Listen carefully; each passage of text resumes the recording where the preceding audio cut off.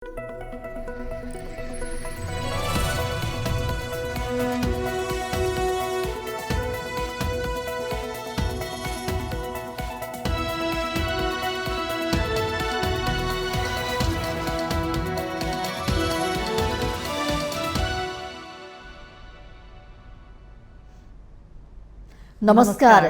Mountain समाचारमा स्वागत छ।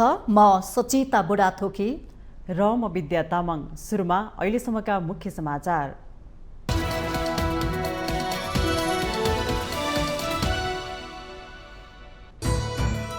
संहिताको 8 वर्षपछि 3 सरकारका बीच पहिलो पटक संवाद। राष्ट्रिय समन्वय परिषदको पहिलो बैठकमा संहिता कार्यान्वयनको पक्षमा विभिन्न 6वटा निर्णय।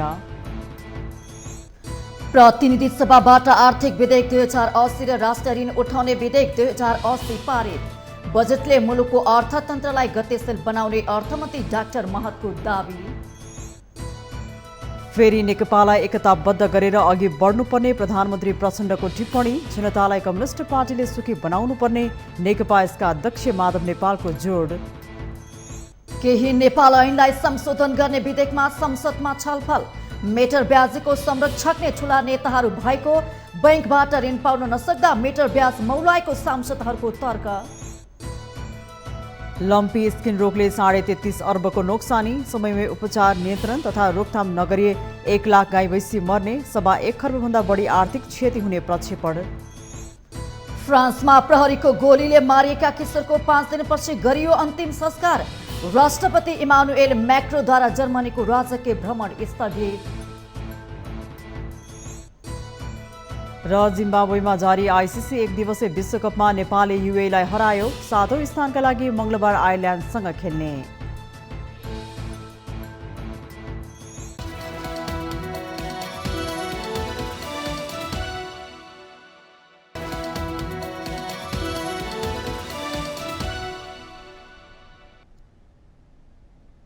अब समाचार विस्तारमा। संहिताको 8 वर्षपछि 3 सरकार बीच पहिलो पटक संवाद भएको छ। राष्ट्रिय समन्वय परिषदको पहिलो बैठकमा संहिता कार्यान्वयनमा देखिएका जटिलता हटाउन संघ, प्रदेश र पालिका बीच कार्ययोजना बनाएर काम गर्ने सहमति समेत भएको हो। संविधानको धारा 235 मा संघ, प्रदेश र स्थानीय तह बीच समन्वय गर्न संघीय संसदले आवश्यक कानून बनाउने उल्लेख भए अनुसार संघ, प्रदेश र स्थानीय तह समन्वयन तथा अन्तर्सम्बन्ध ऐन 2077 प्रमाणीकरण भएपछि परिषदको यो पहिलो बैठक हो। हेरौं यो रिपोर्ट। संहिता आएको करिब 8 वर्षपछि पहिलो पटक तीनै तहका सरकारका बीच औपचारिक पोखरामा संवाद भएको छ। प्रधानमन्त्री पुष्पकमल दाहालको अध्यक्षतामा शनिबार पोखरामा आयोजित पहिलो बैठकले संहिता कार्यान्वयनमा देखिएका समस्या हटाउन विभिन्न 6वटा निर्णय गरेको छ। संघ, प्रदेश र स्थानीय तह समन्वय तथा अन्तर्सम्बन्ध ऐन 2077 मा प्रधानमन्त्रीको अध्यक्षतामा 20 सदस्यीय राष्ट्रिय समन्वय परिषद गठन हुने व्यवस्था छ। परिषदमा अर्थमन्त्री, कानून न्याय तथा संसदीय मामिला मन्त्री, गृहमन्त्री, संघीय मामिला तथा सामान्य प्रशासन मन्त्री, प्रदेश सरकारका मुख्यमन्त्री, प्रतिनिधि सभाका विपक्षी दलको नेता वा निजले तोकेको संघीय संसदको सदस्य र 7 प्रदेशबाट प्रतिनिधित्व हुने गरी गाउँपालिका, नगरपालिका वा जिल्ला समन्वय समितिका प्रमुख, उपप्रमुख मध्येबाट 7 जना सदस्य रहनेछन्। संहिता आएको 8 वर्षपछि तीनै तहका प्रतिनिधिबीच संहिता कार्यान्वयनमा देखिएका जटिलता बारेको छलफल आफैमा महत्वपूर्ण मान्नुपर्छ। संहिता कार्यान्वयनको सन्दर्भमा संघीय सरकारसँग प्रदेश र स्थानीय सरकार बीच विवाद तथा अन्यल देखिएको बेला ढिलै भए पनि त्यसलाई चिर्न भएको पोखरा संवादमा 6वटा एजेन्डामा छलफल र निर्णय भएको छ। कार्यान्वयनमा देखिएको अस्पष्टता र दोहोरोपन हटाउने, कानून निर्माण गर्ने, जनशक्ति व्यवस्थापन तथा सेवा प्रवाह गर्ने, राष्ट्रिय तथ्याङ्कको एकीकृत अभिलेख प्रणाली विकास गर्ने, जग्गा प्राप्तिको विषय र परिषदको बैठक सञ्चालन कार्यविधिमा छलफल भयो। तीनै तहका सरकारका बीच अधिकारको स्पष्टता, तीनै तहबाट जाने अनुदानको शीर्षक, रकम र प्रकृति अध्ययन गरी दोहोरो अनुदान बन्द गर्ने, एउटै प्रकृतिको कामका लागि संघ र प्रदेशमा स्थापना भएका अलग अलग संरचना हटाउने र 3 तहका सरकारका बीच विकास आयोजनामा दोहोरोपन हटाई तादाम्यता कायम गर्ने निर्णय भएको छ। निर्णय कार्यान्वयनका लागि संघीय मन्त्रालय र निकायहरूको संयोजकत्वमा समिति गठन गरी कार्ययोजना बनाउने सहमतिले संघीयता कार्यान्वयन संस्थागत हुनेतर्फ बल्ल अग्रसर भएको सहभागीहरूको विश्वास छ। बैठकमा प्रस्तुत भएका एजेण्डा बाहेक मुख्यमन्त्री र स्थानीय तहका प्रतिनिधिहरूले आफ्नो क्षेत्रका विशेष समस्याबारे कुरा राखे। 2075 मङ्सिर 23 र 24 गते बसेको आन्ध्र प्रदेश परिषदको पहिलो बैठकले गृहमन्त्रीको अध्यक्षतामा संहिता कार्यान्वयन सहजीकरण कार्ययोजना तर्जुमाका लागि कार्यदल गठन गरेको, सोही वर्ष पुस 3 मा बसेको दोस्रो बैठकले संहिता कार्यान्वयन सहजीकरण कार्ययोजना स्वीकृत गर्ने गरेको निर्णय, राष्ट्रिय सभाको संहिता कार्यान्वयन अध्ययन तथा अनुगमन संसदीय विशेष समितिले संहिता कार्यान्वयनका लागि सिफारिस गरेको 79 बुँदे सुझावहरूको अवस्थाबारे पनि समीक्षा हुनुपर्ने सहभागीहरूको भनाइ छ। बैठकमा स्थानीय तहका प्रतिनिधिले स्रोत तथा वित्तीय बाँडफाँडमा समस्या देखिनुका साथै संघीय र प्रदेश सरकारको बजेटमाथि प्रश्न गरे। 2077 साउन 13 मा संघ, प्रदेश र स्थानीय तह समन्वय तथा अन्तर्सम्बन्ध ऐन प्रमाणीकरण भएपछि परिषदको पहिलो बैठक बसेको हो। 4 वर्षदेखि बस्न नसकिरहेको आन्ध्र प्रदेश परिषद बैठक ढिलै भए पनि बस्नुलाई सकारात्मक मान्नुपर्छ। माउन्टेन टिभी एचडीका लागि विद्या तामाङको रिपोर्ट। प्रतिनिधि सभाबाट आर्थिक विधेयक 2080 पारित भएको छ। प्रतिनिधि सभा बैठकमा अर्थमन्त्री डाक्टर प्रकाश शरण महतले सो विधेयक पारित गरियोस् भनी राख्नुभएको प्रस्ताव बहुमतले स्वीकृत भएको हो। मन्त्री महतले विधेयकले मुलुकको अर्थतन्त्रलाई गतिशील बनाउने, करको आधारमा फराकिलो बनाउने, सबैलाई करको दायरामा ल्याउने लगायतका मुख्य लक्ष्यका साथ विधेयक पारित भएको बताउनुभयो।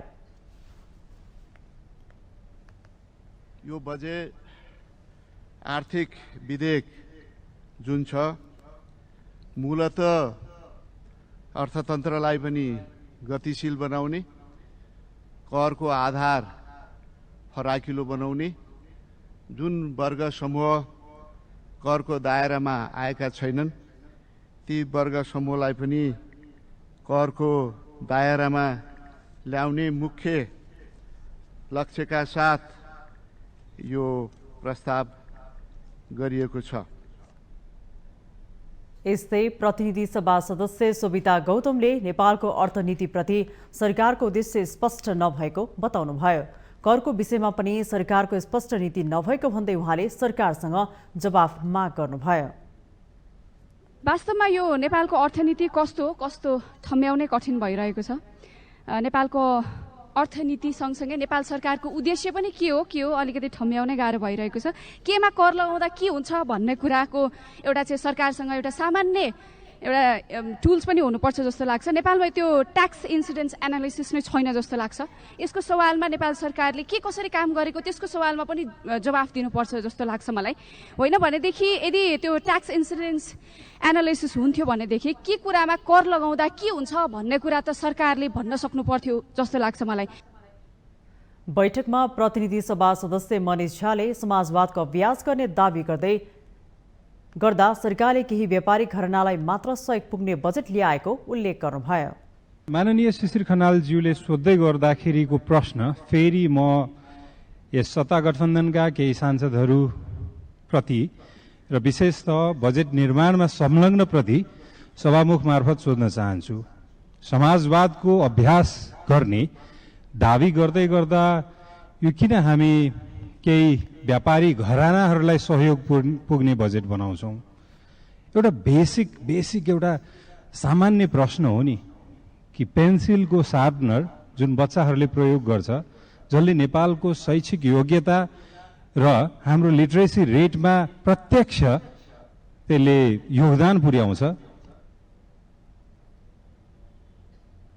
यस्तै प्रतिनिधि सभा सदस्य अमृतराज राजवंशीले करको विषयमा सरकारले गरेका निर्णयहरू सही नभएको बताउनुभयो। कर छ जुन अब खाडी मुलुकबाट आउने मोबाइलहरूमा त एउटासम्म फ्री गरिदियो, तर जुन भारतमा करिब आधी मानिसहरू काम गर्नको निमित्त भारत जान्छन्, उनीहरूको डेटा पनि हुँदैन, तर उनीहरूले कम्तीमा पनि एउटा साधारण मोबाइल आफ्नो आफन्तको लागि लिएर अथवा घर परिवारमा चलाउनको लागि लिएर आएको हुन्छ।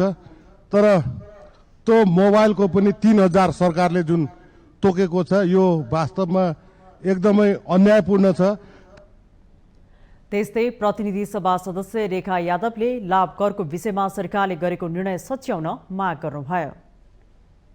जुन बजेटमा आएको छ त्यो पुर्खौली घर जग्गा बिक्रीमा पनि जुन कर भनिएको छ लाभ कर, त्यो कसरी लाभ कर हुन सक्छ? किनभने पुर्खौली जग्गा घर बेच्ने भनेको त त्यो आफ्नो पुर्खाले जमाएर राखेको सम्पत्ति कुनै न कुनै बाध्यताले बेचेको हुन्छ। कसैले घर पढाउन, कसैले बालबच्चा घर बनाउन, कसैले बालबच्चा पढाउन, कसैले बिहाबारी गर्न अनेक समस्याबाट जुधेर पुर्खौली सम्पत्ति बेच्न परेको हुन्छ। तर त्यसलाई कसरी लाभ करमा लगाइयो मैले बुझ्न सकिनँ। यसलाई हटाइयोस् भन्ने चाहिँ म माग गर्न चाहन्छु। प्रतिनिधि सभाको अर्को बैठक यही असार 20 गते बुधबार अपराह्न 3 बजेका लागि बोलाइएको छ।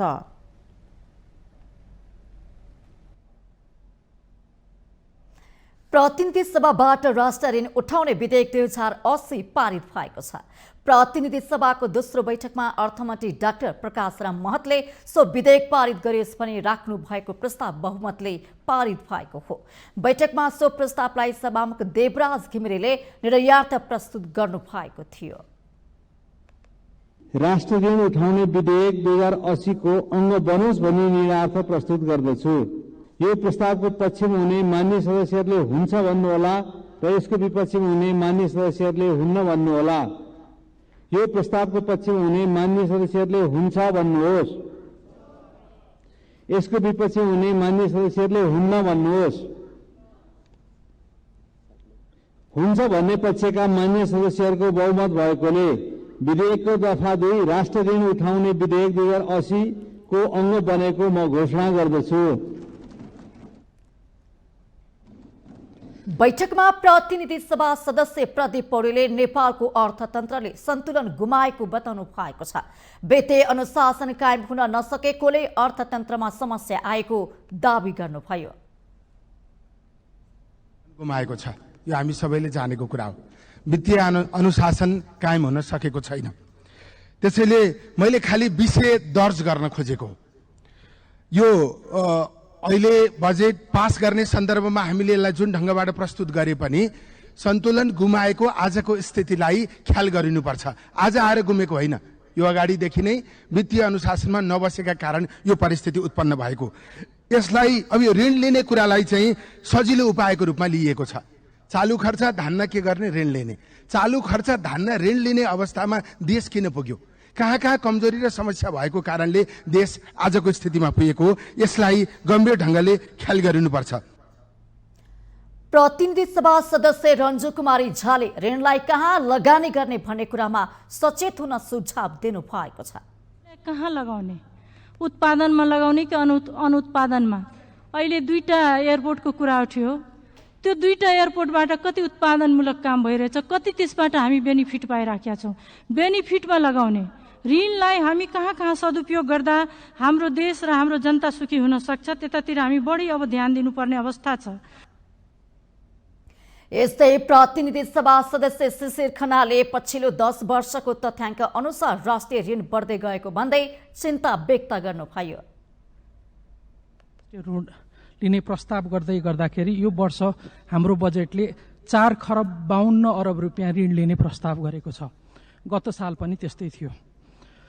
पछिल्लो 10 वर्षको हामीले तथ्याङ्क हेर्यौं भने हामीले ऋण लिने जति रुपियाँ टोटल ऋणको अमाउन्ट चाहिँ 3 गुणाले बढेको छ पछिल्लो 10 वर्षमा मात्रै। र त्यसले यसको इम्प्लिकेसन यही बजेटमा हामीले हेर्यौं भने के देख्छौं भने हामीले पुँजीगत खर्चमा भन्दा हामीले डेट सर्भिसिङमा ऋणको ब्याज र त्यसको प्रिन्सिपल तिर्नमा हामीले बढी खर्च गरिराखेका छौं।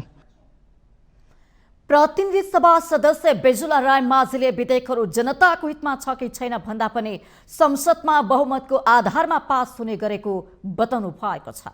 यो सम्मानित सदनमा यो रोस्टममा धेरै पटक बोलिरहँदा पनि आज मलाई कता कता नमिठो महसुस भइरहेको छ। तर हाम्रो विधिको शासन बहुमतले हुन्छ भनेपछि जस्तो सुकै कुरा नेपाली जनताको पक्षमा छ कि छैन, नेपाली जनताको हितमा छ कि छैन, त्यो भन्दा पनि सदनमा बहुमत को आधारमा पास हुने प्रणाली हामीले विकास गरिरहेका छौँ। प्रतिनिधि सभाको अर्को बैठक यही असार 20 गते बुधबार अपराह्न 3 बजेको लागि बोलाइएको छ। प्रधानमन्त्री पुष्पकमल दाहाल प्रचण्डले तत्कालीन नेकपालाई एकताबद्ध गर्नुपर्नेमा जोड दिनु भएको छ। भक्तपुरमा आयोजित नारायण विलास जोशीको 34औं स्मृति दिवस कार्यक्रमलाई सम्बोधन गर्दै प्रधानमन्त्री प्रचण्डले तत्कालीन नेकपालाई एकताबद्ध गर्नुपर्नेमा जोड दिनु भएको हो। उहाँले समाजवादी मोर्चा घोषणाको बेलामा पनि नेकपा एकीकृत समाजवादीका अध्यक्ष माधव कुमार नेपाल र आफूले फेरि नेकपातिरै फर्किनुपर्ने र पार्टीलाई एकताबद्ध गर्नुपर्ने कुरा उल्लेख गरेको बताउनुभयो। त्यसका लागि समाजवादी मोर्चा बनाएर वामपन्थीहरूलाई एकताबद्ध गर्ने पहल सुरु गरिसकेको भन्दै सबै कम्युनिस्टहरूले त्रुटिहरूलाई सच्याएर अघि बढ्नुपर्नेमा उहाँले जोड समेत दिनुभयो। देशमा समाजवादको एउटा नयाँ यात्रा अगाडि बढ्न सक्छ भन्ने ठानेर मैले तत्कालीन नेकपा एमालेका अध्यक्ष केपी ओलीसँग कम्युनिस्टहरूलाई एकताबद्ध गर्यो भने छिटोभन्दा छिटो हामीले आर्थिक समृद्धितिर पनि जान सकिन्छ, समाजवादतिर पनि देशलाई डोर्याउन सकिन्छ भनेको थिएँ र कम्युनिस्ट एकता भयो पनि। देशको सबभन्दा ठुलो शक्ति झन्डै 2/3 प्राप्त पनि भयो। जनतामा एउटा ठुलो उभार र उत्साह देखा पर्यो। फेरि एकचोटि विचार गर्नु परेको छ, सबैले चिन्तन गर्नु पर्यो कि हिजो के कारणले एकीकृत भएको कम्युनिस्ट आन्दोलन बच्न सकेन। त्यहाँ विचारमा कहाँ त्रुटि थियो, राजनीतिमा कहाँ त्रुटि थियो, आचरण र संस्कृतिमा भावनामा कहाँ त्रुटि भयो, के प्रवृत्तिका कारणले चाहिँ हाम्रो विभाजन भयो भन्ने कुराको गम्भीर समीक्षा गरेर त्यसबाट शिक्षा दिएर अगाडि जाने हामीले जमर्को गर्नुपर्दछ। अहिले कमरेड माधव कुमार नेपाल, म लगायत कमरेड विप्लव र कमरेड उपेन्द्र यादव समेतले फेरि एकचोटि समाजवादी मोर्चा बनाएर वामपन्थीहरूलाई एकताबद्ध गर्ने पहल सुरु गरेका छौँ। कार्यक्रममा नेकपा एकीकृत समाजवादीका अध्यक्ष माधव कुमार नेपालले जनताको जीवनमा आमूल परिवर्तन गर्नु नै अहिलेको मुख्य जिम्मेवारी भएको बताउनुभयो। उहाँले राजनीतिक क्रान्ति सम्पन्न भइसकेकाले अब सुखी, समृद्ध, समानता, अवसर, रोजगारीको हिसाबले सिर ठाडो बनाउने जिम्मेवारी पूरा गर्नुपर्ने बताउनुभयो। उहाँले यी सबै जिम्मेवारी कम्युनिस्ट पार्टीबाट हुनुपर्ने समेत उल्लेख गर्नुभयो। नेता नेपालले प्रधानमन्त्री प्रचण्डले समाजवादको यात्रामा देशलाई अघि बढाउन गहन अध्ययन र खोजी गर्नुपर्ने आवश्यकता रहेको पनि औल्याउनुभयो। प्रत्येक कम्युनिस्ट पार्टीका नेताको रूपमा अहिले हामीले प्रधानमन्त्री पाएका छौँ। पुष्पकमल दाहाल प्रचण्डले यो देशको अगुवाई गर्दै हुनुहुन्छ। के गरेर गरिबी, अभाव, बेरोजगारीबाट पीडित जनताहरू अनि जनताका वेदना र दुःखहरूलाई सम्बोधन गर्न सकिन्छ भन्ने सन्दर्भमा उहाँले आफ्नो तर्फबाट प्रयास गर्दै हुनुहुन्छ। हामीहरू लागेका छौँ।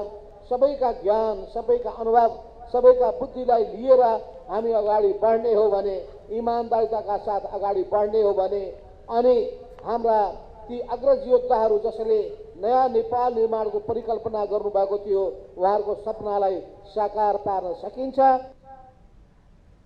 अध्यक्ष नेपालले सबैले इमान्दारिताका साथ अघि बढे अग्रजहरूले परिकल्पना गरेको नेपालको सपना साकार बनाउन सकिने उल्लेख गर्नुभयो।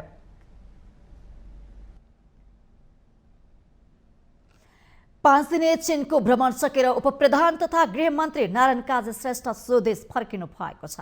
उपप्रधान तथा गृहमन्त्री श्रेष्ठ 5 दिने चीन भ्रमण सकेर आइतबार स्वदेश फर्किनु भएको हो। उहाँले त्रिभुवन अन्तर्राष्ट्रिय विमानस्थलमा चीन भ्रमण फलदायी भएको दावी गर्नुभयो। उहाँले भ्रमणका क्रममा चीनका उपप्रधानमन्त्री हली फङसँगको द्विपक्षीय भेटवार्तामा दुई देशबीचको विकास, व्यापार र लगानीको सम्भावनाको विषयमा सकारात्मक छलफल भएको जानकारी पनि गराउनु भएको छ। चीन भ्रमणका क्रममा दुई देशबीच व्यापार, लगानी पर्यटन, कनेक्टिभिटी लगायतका विषयमा छलफल भएको र चीन सकारात्मक रहेको भन्दै मन्त्री श्रेष्ठले नेपालमा विगतमा हुँदै आएको सिनिया सहयोग बढाउन आग्रह गरिएको पनि बताउनु भएको छ। उहाँले व्यापारिक नाका खोल्ने र नेपाल चीन सीमा नाकामा आवत जावत सहज बनाउने विषयमा सकारात्मक भएको पनि उल्लेख गर्नुभयो। सम्झौता भएको BRI कार्यान्वयनको विषयमा चीनले चासो राखेको जानकारी पनि उहाँले गराउनु भएको छ। उहाँले नेपाल सरकारले BRI मा 2070 मा नै सम्झौता गरेकाले कार्यान्वयनको मोडालिटी बनाएर कार्यान्वयन प्रक्रिया टुङ्गो लगाउने बताउनु भएको छ। हस्ताक्षर गर्यौं, त्यसपछि यसको इम्प्लिमेन्टेसन प्लानलाई फाइनल गर्न हामी छलफल गरिराख्यौं। दुई पक्षको बीचमा ड्राफ्ट आदान प्रदान भएको छ। त्यसलाई अन्तिम रूप दिइसकेपछि हामीले BRI प्रोजेक्टको बारेमा ठोस प्रोजेक्टहरू र मोडालिटीको बारेमा छलफल गरेर त्यसलाई टुङ्गो लगाउने छौं र BRI बाट पनि हामी लाभान्वित हुन सक्ने आशा लिएका छौं भन्ने कुरा हामीले भनेका छौं। उपप्रधानमन्त्री श्रेष्ठ 7 सदस्यीय नेपाली प्रतिनिधि मण्डलको नेतृत्व गर्दै गत बुधबार चीन भ्रमणमा जानु भएको थियो।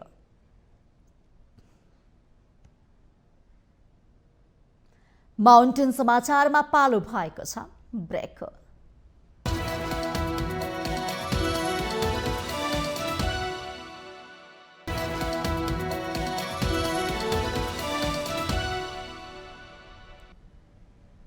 ब्रेकपछि स्वागत छ। अब बाँकी समाचार। आइतबारको प्रतिनिधि सभा बैठकमा सांसदहरूले मिटर ब्याजीको विषयमा आवाज उठाएका छन्। केही नेपाल ऐनलाई संशोधन गर्ने विधेयक 2080 को सम्बन्धमा छलफलमा भाग लिँदै सांसदहरूले मिटर ब्याजीको संरक्षणै राजनीतिक दलका ठूला नेताहरू भएको बैंकबाट ऋण पाउन नसक्दा विपन्न वर्ग मिटर ब्याजको फन्दामा पर्ने गरेको वास्तविकतामा सरकारको हस्तक्षेप हुनुपर्नेमा जोड दिएका छन्। एक रिपोर्ट।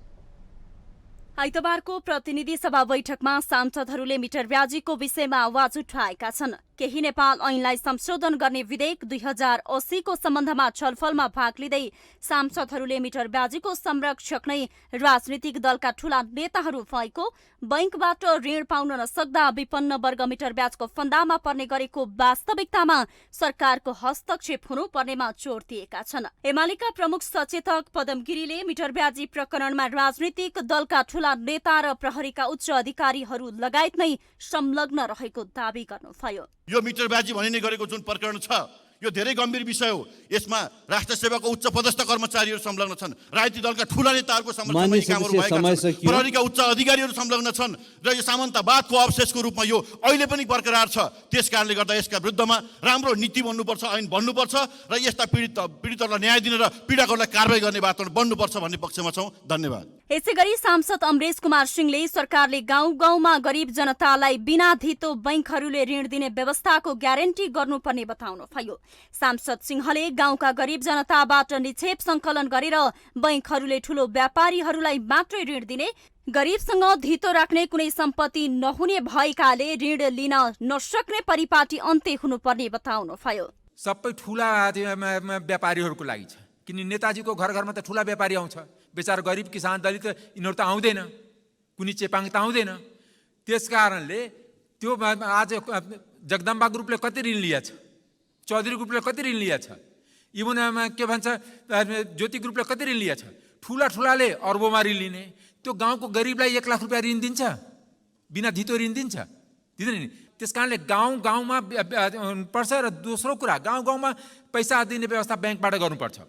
आम जनता पार्टीका अध्यक्ष तथा सांसद प्रभु शाहले केही मुठीभर सम्भ्रान्तहरूले मात्रै बैंकको उपयोग गर्न पाइरहेको अवस्थाको अन्त्य हुने कानून बनाउन सरकारसँग माग गर्नुभयो।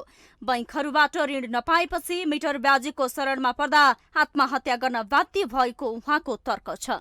कि बैंकले पैसा नदिने हो र नेपाली जनताको ऋण पाउने अधिकार पनि छैन, त्यसलाई मजबुर गरिदिने, आत्महत्याको लागि प्रेरित गरिदिने, ठगिन तपाईले विवश एउटा माहौल बनाइदिने, त्यो माहौल बनाउने राज्यका निकाय र ती बैंकका मालिकहरू, ती बैंक सञ्चालनका प्रशासनहरू के गरेर बसिरहेछ भन्ने प्रश्न आउँछ।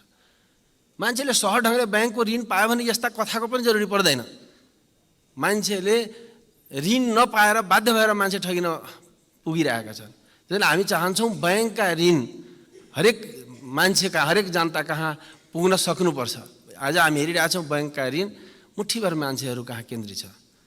राष्ट्रिय स्वतन्त्र पार्टीका सांसद विराज भक्त श्रेष्ठले जनस्तरमा वित्तीय साक्षरता बढाउनु पर्ने बताउनुभयो। वित्तीय पहुँचको जनचेतना पनि आवश्यक छ। माइक्रो फाइनेन्स छ, अहिले फाइनेन्स छ, सहकारी छ, तर बिचरा ती मेहनत गर्ने किसान उद्यमीहरूले त्यसमा पहुँचै पुगिरहेको छैन भने त्यो शिक्षामा पनि हामीले ध्यान दिनुपर्छ। किन भन्दा कारबाही मात्र समाजलाई सुधार्ने सूचाङ्क होइन, यसमा हामीले जनचेतनाका कुराहरूलाई पनि राम्रोसँग ल्याउनुपर्छ। नेपाल मजदुर किसान पार्टीका सांसद प्रेम सुवालले निजी बैंकहरूलाई तत्काल आफ्नो मातहतमा ल्याउन सरकारसँग माग गर्नुभयो। निजी बैंक नाफाका लागि मात्रै खोलिएको र त्यसले मिटर ब्याज पीडितको पीडालाई सम्बोधन गर्न नसक्ने भन्दै सरकारको आलोचना गर्नुभयो। निजी बैंक भनेको नाफाको लागि खोलेको हुन्छ, उसले मिटर ब्याज पीडितलाई दुःख भयो कि भनेर ऋण दिँदैन। त्यसकारण निजी बैंक सामाजिकरण गर्ने, राज्यले लिने अनि बैंकले जिम्मेवारी लिने र साथसाथै मान्छेको गर्भदेखि चिहानसम्म सरकारले जिम्मा लिनुपर्छ। सरकार भनेको त्यसैको लागि हो। सांसदहरूले सिंहदरबार भित्र र बाहिर गर्नका लागि नभई मन्त्रीहरू नागरिकप्रति जिम्मेवार हुनु सरकारको ध्यानाकर्षण गराएका छन्। माउन्टेन टेलिभिजन एसडीका लागि उषा काफ्लेको रिपोर्ट। सरकारले अवैध सम्पत्तिलाई नियन्त्रण गर्ने कुरामा हेलचक्राइ नगरेको स्पष्ट पार्नु भएको छ। प्रतिनिधि सभाको दोस्रो बैठकमा मुलुकी संहिता सम्बन्धी केही नेपाल ऐनलाई संशोधन गर्ने विधेयक 2080 माथिको सैद्धान्तिक छलफलमा भाग लिने क्रममा सांसदहरूले उठाएको प्रश्नको जवाफ दिने क्रममा मन्त्री गुरुङले अवैध सम्पत्तिलाई नियन्त्रण गर्ने विषयमा हेलचक्राइ नगरेको स्पष्ट पार्नु भएको हो। मन्त्री गुरुङले कालो धन अवैध सम्पत्तिलाई नियन्त्रण गर्ने कुरामा सरकारले ठूला सानो दायाँ बायाँ केही पनि नहेर्ने दावी गर्नुभयो। उहाँले सरकार पीडितलाई न्याय दिने र पीडकलाई कारबाही गर्ने कुरामा पछि नपर्ने दोहोर्याउनु भएको छ। तहकै संलग्नता पनि छ कि भनेर उहाँले उठाउनु भएको छ। जोसुकै चाहिने संलग्न होस्, यसले चाहिने विधेयक जब ऐन बन्छ तब ऐन बनिसकेपछि यसले कुन उच्च तह कुन न्यून तह त्यसले चिन्दैन। त्यसले पीडित र पीडकको विभेद छुट्याएर पीडकमाथि चाहिने पीडकलाई कानुनको दायराभित्र ल्याउने, कानुनको कठघरामा ल्याउने र पीडितलाई चाहिँ न्याय दिने कुरामा हामी ध्यान केन्द्रित भएर नै यो विधेयक आएको कुरा पनि म निवेदन गर्न चाहन्छु।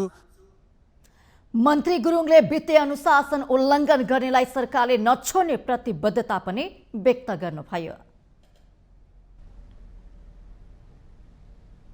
श्रम रोजगार तथा सामाजिक सुरक्षा मन्त्री शरद सिंह भण्डारीले नेपालसँग दौत्य सम्बन्ध भएका मुलुकहरूसँग श्रम सम्झौता गरी नेपाली श्रमिकहरू जान पाउनुपर्ने मान्यतामा सरकारले काम गरिरहेको बताउनु भएको छ। काठमाडौँमा नेपाल वैदेशिक रोजगार व्यवसायी महासंघको 31औं वार्षिक उत्सव कार्यक्रममा श्रम मन्त्री भण्डारीले यस्तो बताउनु भएको हो। उहाँले पछिल्लो समय धेरै देशहरूमा नेपाली कामदार जान नपाउने व्यवस्था रहेको भन्दै अब सरकारले दौत्य सम्बन्ध भएका देशहरूमा श्रम सम्झौता गरी श्रमिकहरू जान पाउनुपर्ने मान्यता अनुसार काम गर्न लागेको पनि बताउनुभयो।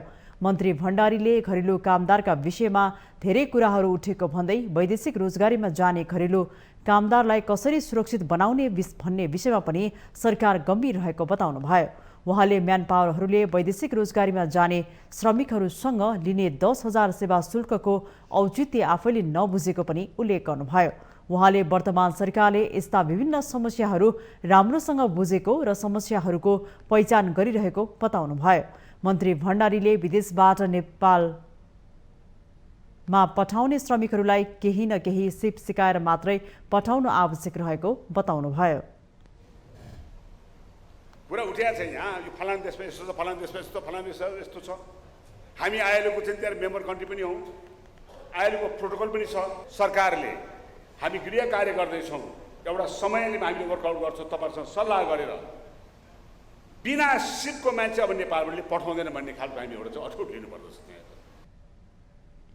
दक्ष र सिप भएका नेपाली श्रमिक वैदेशिक रोजगारीमा पठाउने विषयमा सरकार निजी क्षेत्रसँग मिलेर काम गर्ने उहाँले बताउनुभयो। मन्त्री भण्डारीले विभिन्न देशको प्रणाली अनुसार नेपालका महिला र पुरुष दुवै श्रमिक विदेशमा सुरक्षित नभएको बताउनुभयो।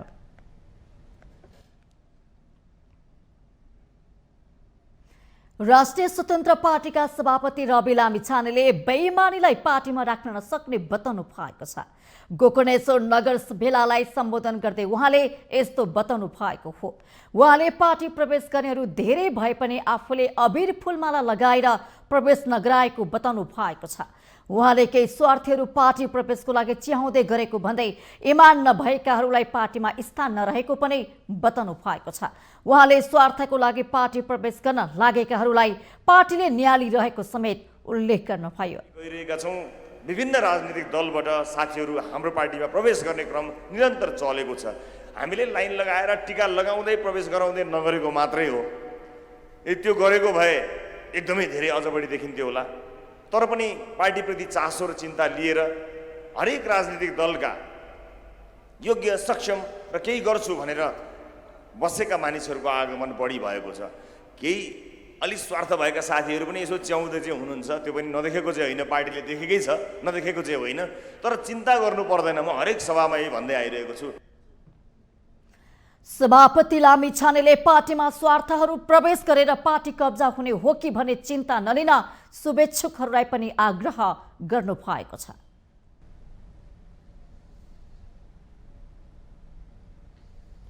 प्रमुख प्रतिपक्षी दल नेकपा एमालेका सांसदहरूले नाराबाजी गरेपछि लुम्बिनी प्रदेशसभा बैठक स्थगित भएको छ। असार 13 गते आह्वान गरिएको बैठकमा बजेटको विषयमा आपत्ति जनाउँदै एमालेले विरोध गरेपछि बैठक अघि बढ्न सकेको अवरुद्ध संसद बैठक आह्वानका लागि गरिएको छ।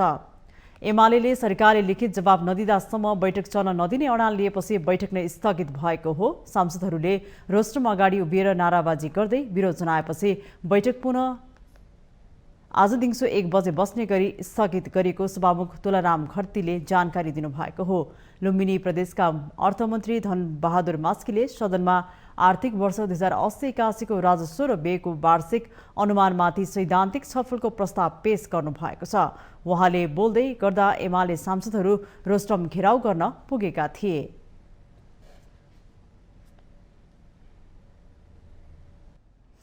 पशुमा देखिएको लम्पी स्किन रोगबाट 3.5 महिनामै 33 अर्ब 51 करोड नोक्सानी भएको छ। नेपाल पशु चिकित्सा परिषदले गरेको अध्ययन अनुसार 6,82,080 पशु लम्पी स्किनको संक्रमणमा पर्दा 33.5 अर्बको नोक्सानी भएको हो। 2079 चैतमा कोशीबाट सुरु भएको लम्पी स्किनको प्रकोप मनाङ बाहेक 76 जिल्लामा फैलिसकेको छ। 6,82,080 पशुमा संक्रमण भएर 25,480 पशु मर्दा 3.5 महिनामै 33 अर्ब 51 करोडको नोक्सानी भएको हो।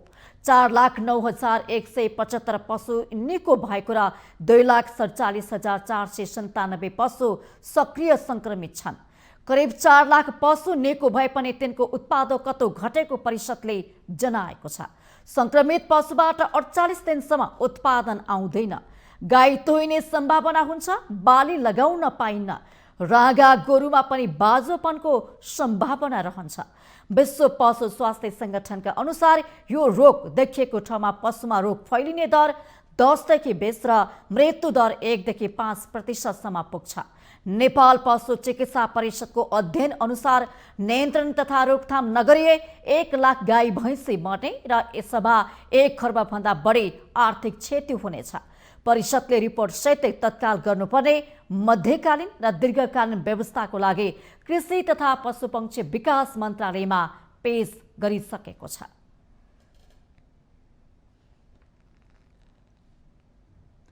माउन्टेन समाचारमा पालो भएको छ अर्को ब्रेक।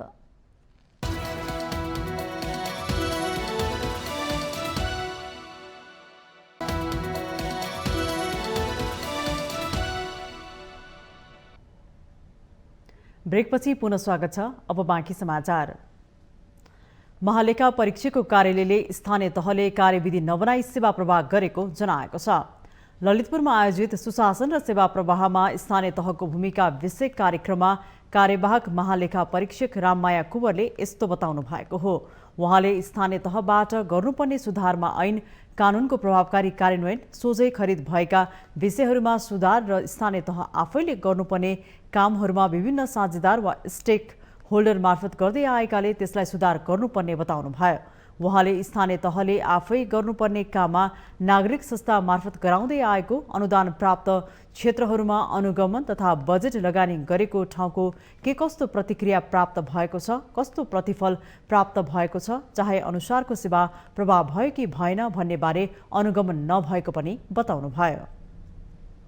विभिन्न स्टेक होल्डर मार्फत गर्दै आएको अथवा नागरिक संस्था मार्फत गराउँदै आएको, त्यस्तै गरी आफूले अनुदान प्राप्त गरेका क्षेत्रहरूको अनुगमन तथा आफूले बजेट लगानी गरेको ठाउँको के कस्तो प्रतिक्रिया प्राप्त भएको छ, कस्तो प्रतिफल प्राप्त भएको छ, कस्तो खालको त्यसबाट भनौँ न सेवा प्रवाहमा चाहेअनुसार सेवा प्रवाह भएको भएन त्यसको अनुगमन हुने गरेको छैन।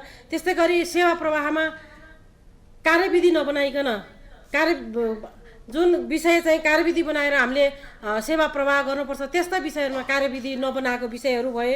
त्यस्तै गरी सेवा प्रवाहमा सूचना प्रणालीको प्रयोग गर्नुपर्ने विषयहरू चाहिँ अलिकति कमजोरी रहेको देखेर ती विषयहरू समेत औल्याउँदै आएको छ।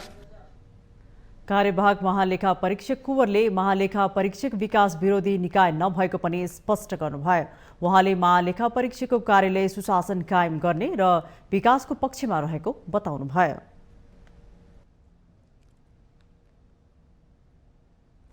काठमाडौँ महानगरपालिकाले ललिता निवासको जग्गालाई तारबार गर्ने भएको छ। ललिता निवासमा पुगेको महानगर प्रहरीको टोलीले ललिता निवासमा बनेका अस्थायी तथा अनाधिकृत संरचना हटाउन र उक्त क्षेत्रलाई तारबारले घेर्ने बताएको हो।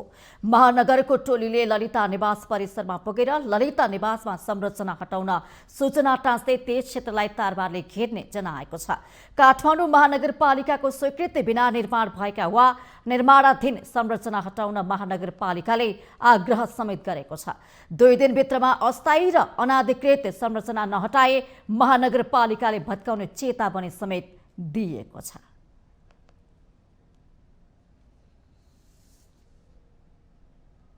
ललितपुर महानगरपालिका मेयर जिरीबाबु महर्जनले सार्वजनिक खरिद ऐनमा आमूल सुधार गर्नुपर्ने आवश्यकता औल्याउनु भएको छ।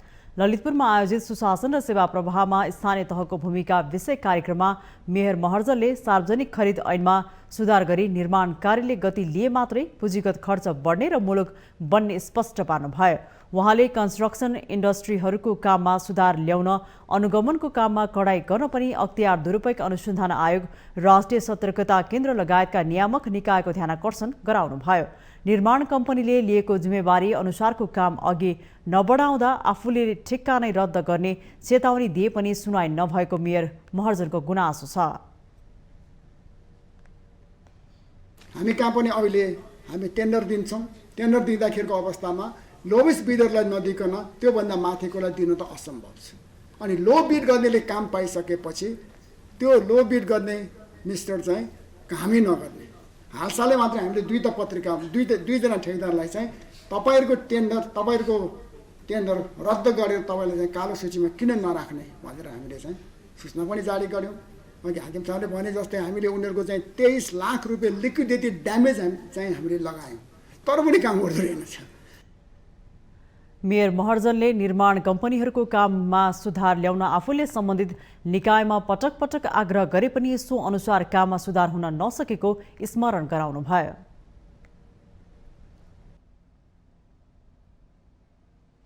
सरकारले अनुदानमा दिएको मल इलामको एक सहकारीले बेचौलियालाई बेचेको पुष्टि भएपछि जिल्ला प्रशासन कार्यालय इलामले जफत गरेको छ। अनुदानमा आएको मल इलाम नगरपालिका 1 नेपालटारमा रहेको सूर्य ज्योति कृषि सहकारीले इलाम सदरमुकाममा रहेको कृषि बीज भण्डारलाई बेचेको पुष्टि भएपछि जफत गरिएको हो।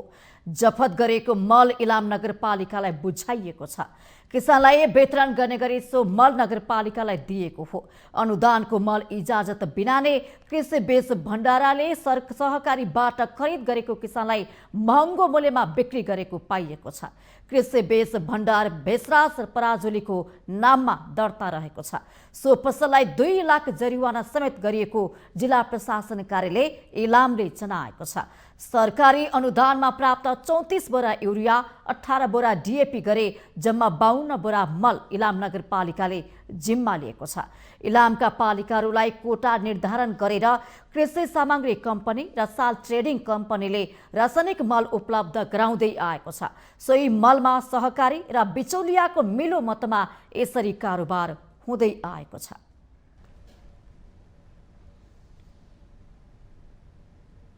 दार्चुलाको मल्लिकार्जुन शैली शिखर धुरामा पूजन जात्रा सम्पन्न भएको छ। मल्लिकार्जुन गाउँपालिका 3 स्थित राष्ट्रकै 7औं धाम र भगवान शिवको 12औं ज्योतिर्लिङ्गको रूपमा शैली शिखर मल्लिकार्जुनमा पूजा गर्ने प्रचलन रहेको छ। शैली शिखर मल्लिकार्जुन धाममा हरेक वर्ष असार शुक्ल चतुर्दशी र कार्तिक शुक्ल त्रयोदशीका दिन पूजन जात्रा हुने गरेको छ। विवाहित महिला र व्रतबन्ध गरेका पुरुषले 15 दिन अघिदेखि व्रत बसेर शैली शिखर मल्लिकार्जुन जात्रा जाने चलन रहिआएको छ। यही वर्ष असार 17 गते शैली मल्लिकार्जुन शिखर धुरामा पूजन जात्रा लागेको सम्पन्न भएको हो। यस वर्ष पनि नेपाल र भारतका हजारौं श्रद्धालु भक्तजनहरूले मल्लिकार्जुन शिखर धुरामा पूजन जात्रा गरेका छन्। उक्त धामको दर्शन गर्नाले सम्पूर्ण पाप नष्ट हुने, पुण्य प्राप्ति हुने, मनोकामना पूरा हुने र सन्तान सुख प्राप्त हुने जनविश्वास रहिआएको छ।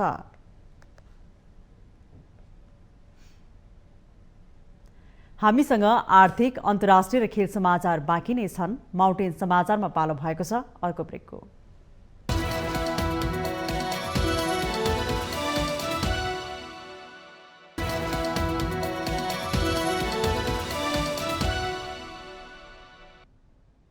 ब्रेकपछि पुनः स्वागत छ। अब पालो आर्थिक समाचारको। आर्थिक समाचारको साथमा जगदम्बा सुपर साइन तथा ग्याल्बा प्लस जीवनभरको भरोसा। रिद्धि सिद्धि सिमेन्ट रोबोटिक ल्याबमा बनेको स्मार्ट सिमेन्ट।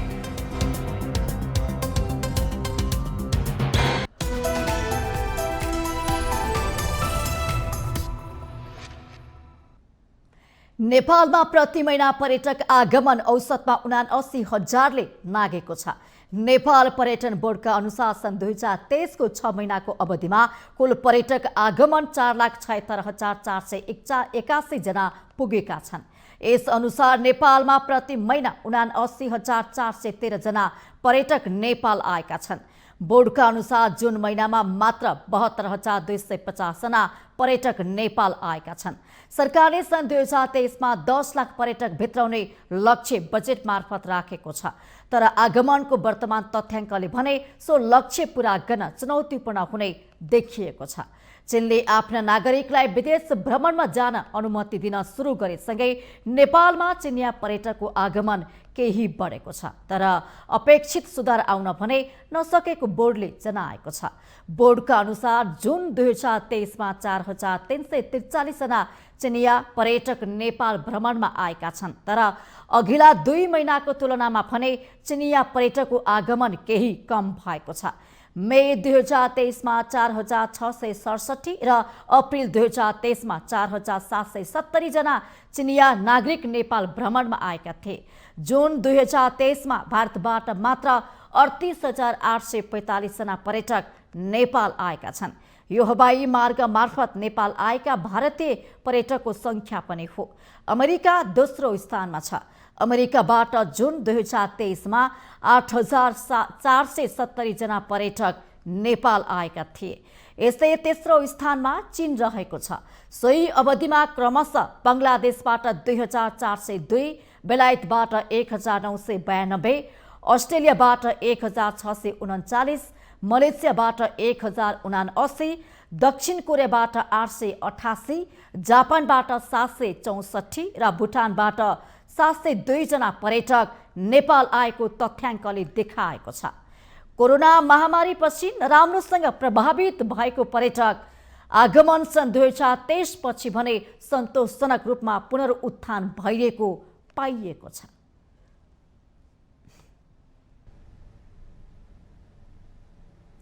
अब पालो अन्तर्राष्ट्रिय समाचारको।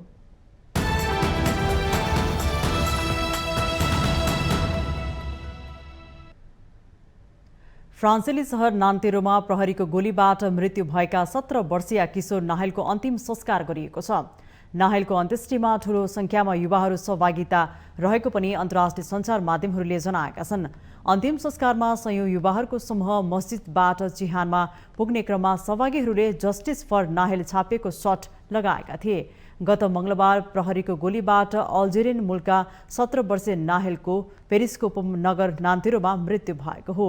कार चलाउँदै गरेका नाहेल ट्राफिक सिग्नलमा रोकिँदा प्रहरी अधिकृतले छातीमा गोली हानेको बताइएको छ। नाहेलको हत्या गर्ने प्रहरी अधिकारी पछि पक्राउ परेका छन्। नाहेलको हत्यापछि फ्रान्सभर विरोध प्रदर्शन र दंगा भइरहेको छ। प्रदर्शनकारीहरूले सरकारी टाउन हल, विद्यालय र प्रहरी चौकीका साथै सुपरमार्केट जस्ता अन्य भवनहरूलाई पनि निशाना बनाइरहेका छन्। साथै सयौं सवारी साधनमा आगजनी गरिएको छ। फ्रान्सको आन्तरिक मन्त्रालयका अनुसार दंगामा संलग्न रहेको आरोपमा 1300 भन्दा बढीलाई पक्राउ गरिएको छ। यसैबीच विरोध प्रदर्शन उग्र हुन थालेपछि फ्रान्सका राष्ट्रपति इमानुएल मैक्रोनले जर्मनीको भ्रमण स्थगित गर्नु भएको छ। राष्ट्रपति मैक्रोनले आइतबारदेखि मंगलबारसम्मका लागि तय भएको जर्मनीको राजकीय भ्रमण स्थगित गरेको अन्तर्राष्ट्रिय सञ्चार माध्यमहरूले जनाएका छन्।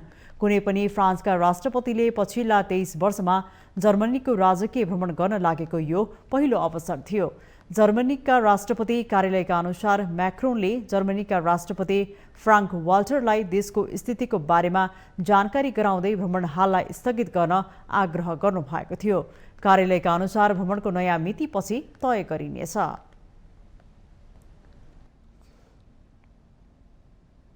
अब पालो खेल समाचारको।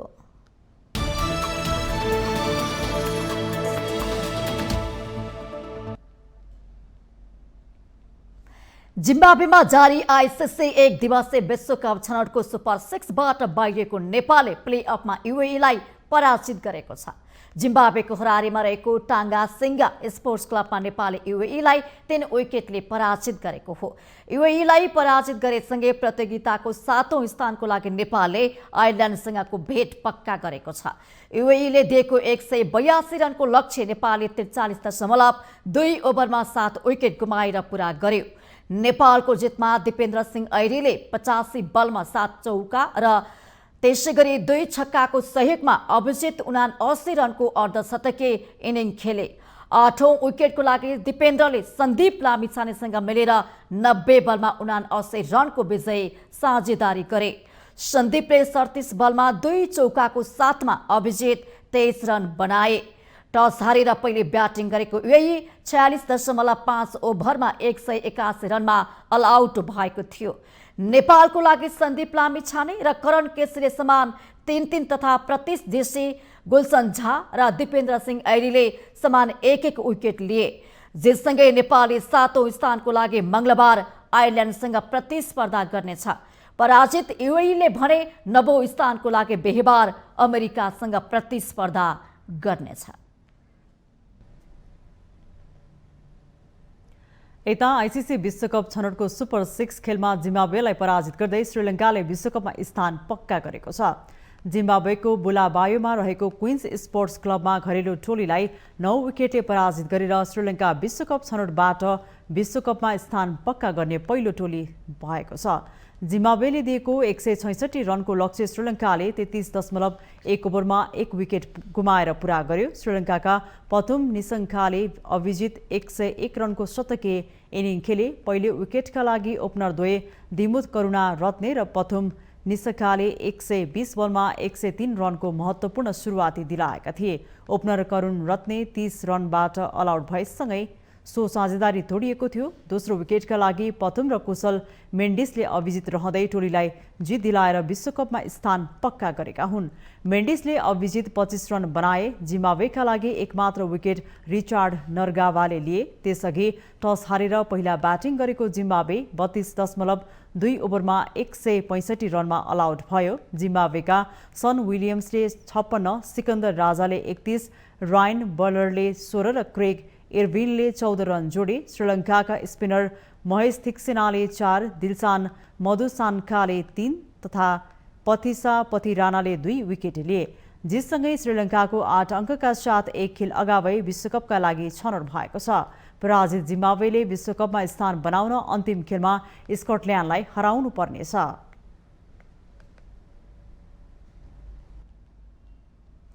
अखिल नेपाल फुटबल संघ एन्फाले विश्वकप छनौट खेले प्रारम्भिक टोलीको नाम घोषणा गरेको छ।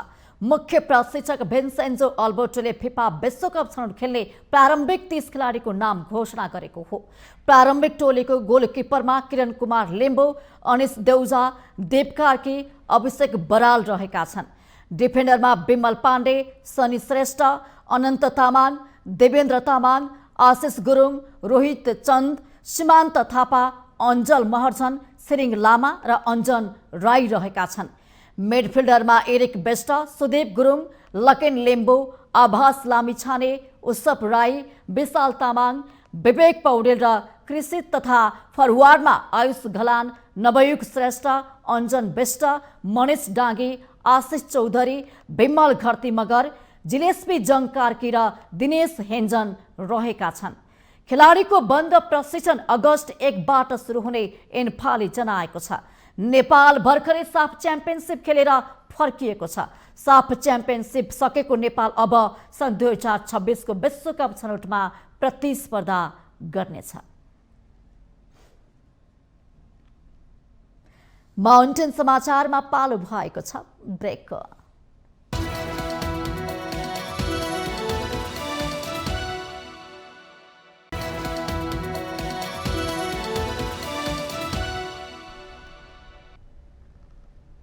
ब्रेकपछि पुनः स्वागत छ। यो सँगै हामी माउन्टेन समाचारको अन्त्यमा आइपुगेका छौं। जाँदा जाँदै मुख्य समाचार पुनः एकपटक।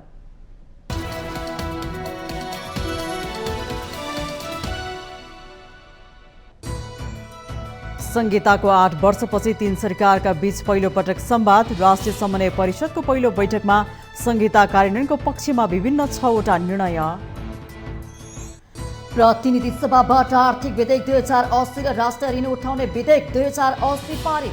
बजेटले मुलुकको अर्थतन्त्रलाई गतिशील बनाउने अर्थमन्त्री डाक्टर महतको दावी। फेरि नेकपालाई एकताबद्ध गरेर अघि बढ्नुपर्ने प्रधानमन्त्री प्रचण्डको टिप्पणी। जनतालाई कम्युनिस्ट पार्टीले सुखी बनाउनु पर्नेमा नेकपा यसका अध्यक्ष माधव नेपालको जोड। केही नेपाल ऐनलाई संशोधन गर्ने विधेयकमा संसदमा छलफल। मेटर ब्याजको संरक्षक नै ठूला नेताहरू भएको, बैंकबाट ऋण पाउन नसक्दा मेटर ब्याज मौलाएको सांसदहरूको तर्क। लम्पी स्किन रोगले 33.5 अर्बको नोक्सानी। समयमै उपचार, नियन्त्रण तथा रोकथाम नगरिए 1 लाख गाई भैँसी मर्ने। 1.25 खर्बभन्दा बढी आर्थिक क्षति हुने प्रक्षेपण। फ्रान्समा प्रहरीको गोलीले मारेका किशोरको 5 दिनपछि गरियो अन्तिम संस्कार। राष्ट्रपति इमानुएल मैक्रोद्वारा जर्मनीको राजकीय भ्रमण स्थगित। र जिम्बाब्वेमा जारी आइसिसी 1 दिवसीय विश्वकपमा नेपालले युएईलाई हरायो। 7औं स्थानका लागि मंगलबार आयरल्यान्डसँग खेल्ने।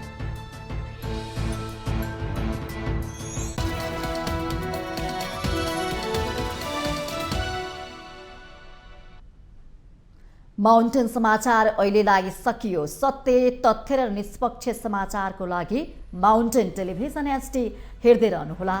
नमस्कार।